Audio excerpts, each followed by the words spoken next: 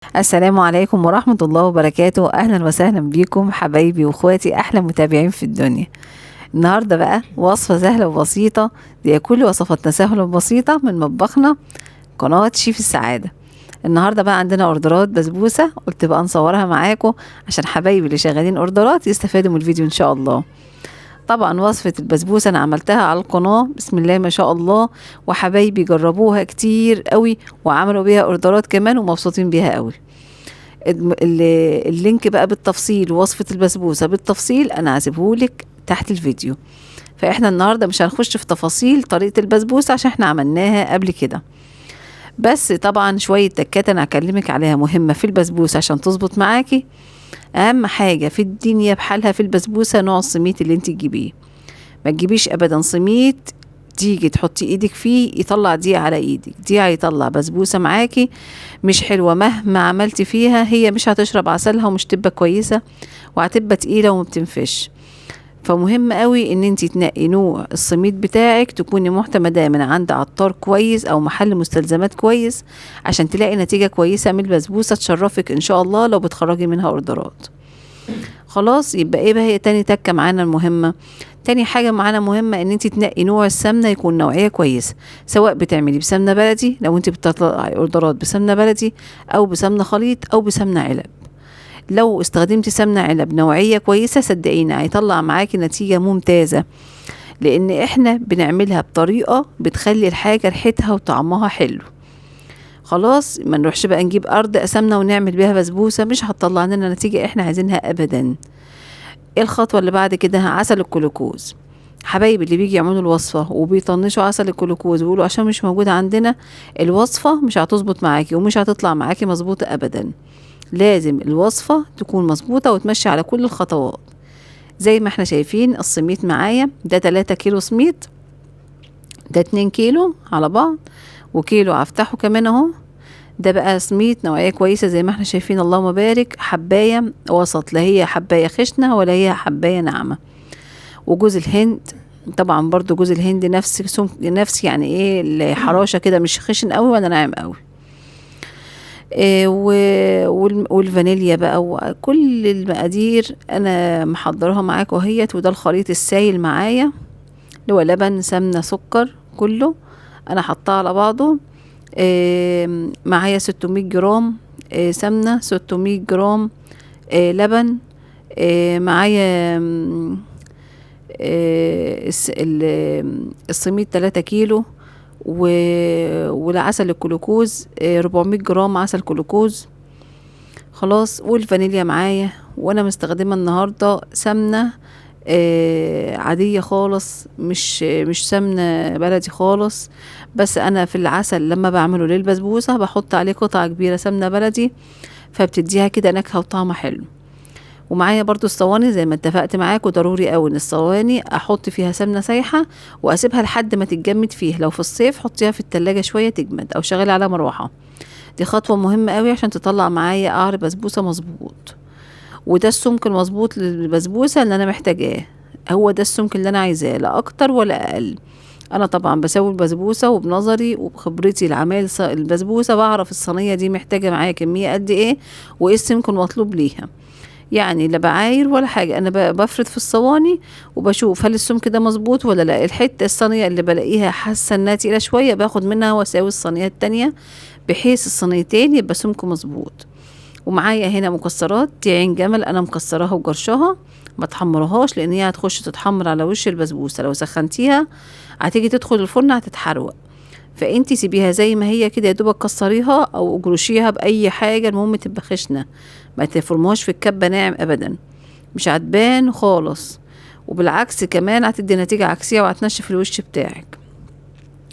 انا باجي الصواني باجي اسويها التسويه مظبوطه كده وببلي ايدي لبن وبضغطها بيها كده في البسبوسه. تبلي ايدك ما تكبيش ابدا، تبلي ايدك بس كده لبن وامسكيها ضغطي صواني البسبوسه وصوي الطروف وخبطيها خبطتين كده لحد ما تظبط معاكي وتبقى متسويه الوش معايا بسم الله ما شاء الله. الفرن بتاعي سخن بقى وابدا ادخل البسبوسه معايا لحد ما تستوي وتاخد اللون القمر ده.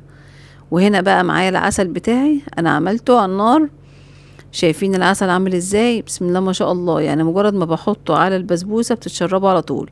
انا بحب احط العسل مش سخن، بحب احطه يعني اكتر من الدافي شوية، مش سخن اللي هو السخونية الجامدة بقى، لا اكتر من الدافي شوية. ومعايا البسبوسة بتاعتي لسه خارجة من الفرن طبعا. ابدا بقى ازقيها، العسل بتاعها كله كده اللهم بارك. شايفين بتشرب بسم الله ما شاء الله، بتشرب زي القطنه، لان هي معموله صح والطريقه مظبوطه والمقادير ماشيه مظبوطه. البسبوسه بالذات يا جماعه نسبه وتناسب، ما ينفعش ان انت تعملي فيها مقادير عشوائيه وتقولي هتطلع مظبوطه. لا، البسبوسه بالذات والافضل ونتيجه افضل معاكي يا ريت يبقى عندك ميزان. الميزان ده مش هيكلفك اي حاجه. لو انت بتعملي اوردرات لازم ميزان عندك في البيت عشان تطلعي. انت دلوقتي مش بتعملي حاجتك لبيتك تطلع حلوة تطلع وحشة، انت دلوقتي بتطلعي شغل بتبيعيه، فده شغل في وشك ولازم تطلعي شغل نظيف. البسبوسة معايا بردت، سبتها ما بردت خالص وبدأت ان انا بقى اقطعها قطع. ومعايا هنا ورق الكب كيكس. انا بديكي افكار تقدمي بيها وتطلعي تخرجي بيها اوردراتك، وانت ليكي طبعا ان انت تغيري الاحسن او الطريقة افضل انت معتمداها. بس احنا بندي بعض افكار مش اكتر. البسبوسه بردت خالص معايا، يعني سبتها كده حوالي ساعتين 3 كده لما خلاص تمسكت معايا. وبدات بقى ان انا اقطعها مكعبات صغيره. ومعايا الاطباق دي انا بجيبها بالكيلو كده ما شاء الله اللهم بارك. برص فيها الورق الكب كيكس. شكلها جميل وشيك قوي. وبتبقى حلوه يعني ما بتقدميها، ومميزه بقى عن العلب اللي بتبقى في المحلات. لا، انتي بتعمليها بشكل مميز مختلف. وكل قطعه كل البسبوسه بقى انا ببدا ارصها في ورق الكب كيكس وبرصها قدامي كلها كده مره واحده. ومعايا بقى الكراسه بتاعتي اللي فيها الحجوزات.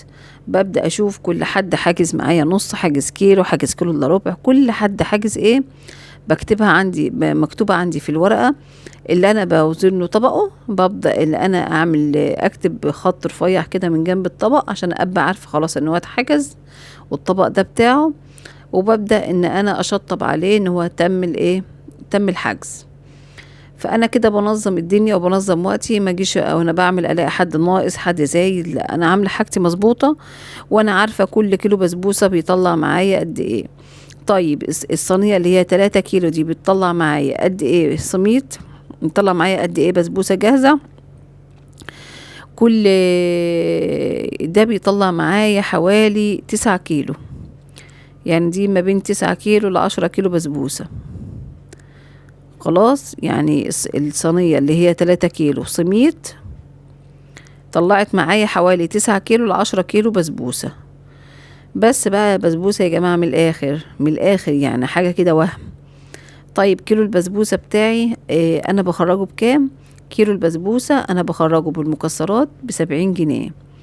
ولو انتي حابة القطع زي ما احنا شايفين حجمها، الطبق بيتراوح نص كيلو حوالي 5 قطع، الكيلو بيبقى حوالي 10 قطع. لو حد بقى بيحجز وبيقولك ايه يعني هي حوالي كام قطعة، عشان في ناس كتير بتحب تسأل هي كام قطعة عشان تعرف هي ايه اللي هيكفي الأسرة بتاعتها. نص كيلو، كيلو الا ربع، بيبقوا عايزين يعرفوا هي كام قطعة. فهي القطعة الوسط المظبوطة اللي انت شايفاها دي اللي بتكفي فرد، هي 5 قطع منها نص كيلو في الطبق ده. خلاص. ولو انت بتعمليها سادة او حد طالبها سادة مش بمكسرات بتخرج ب60 جنيه. طبعا احنا عارفين الاسعار غليت جدا. سعر السميد بقى دلوقتي ب26 جنيه، اللي هو انضف نوع بيجي في السميد اللي هو دونجل. ده انضف انواع السميد اللي انت ممكن تجيبيها وتعتمديها في شغلك. زي احنا شايفين يا جماعة اللهم بارك، تحفة وجميلة. وفي بقى صينية كانت فاضل فيها نصها كده انا سايباها لان حجزاها تاني يوم مش موجودة النهاردة، فقلت بصراحة ايه اعبيها تاني يوم بقى، خليها اعبيها في وقتها افضل. اطباق شيك قوي وجميلة قوي ووصفة تستاهل ان انت تجربيها ان شاء الله. لو عجبك الوصفة بتاعتي النهاردة وكانت سهلة وبسيطة ما نسينيش في لايك حلو وشير واشتراك في القناة. انا نجوى ودي قناتي، والسلام عليكم ورحمة الله وبركاته.